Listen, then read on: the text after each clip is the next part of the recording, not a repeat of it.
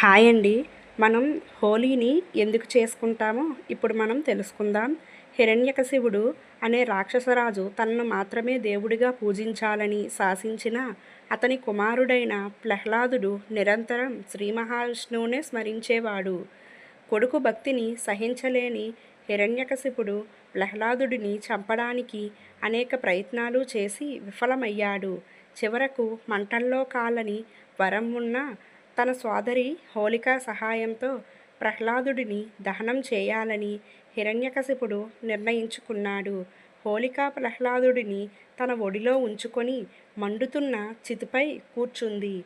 విష్ణువుపై అచంచలమైన విశ్వాసంతో ఉన్న ప్రహ్లాదుడు సురక్షితంగా బయటపడగా, దుష్ట సంకల్పంతో ఉన్న హోళిక ఆ మంటల్లో భస్మమైపోయింది.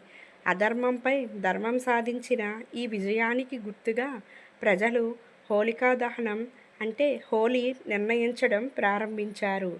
మరుసటి రోజున అందరూ రంగులు జల్లుకుంటూ భేదభావాలు మరచి ఆనందంగా హోలీ పండుగను జరుపుకుంటారు.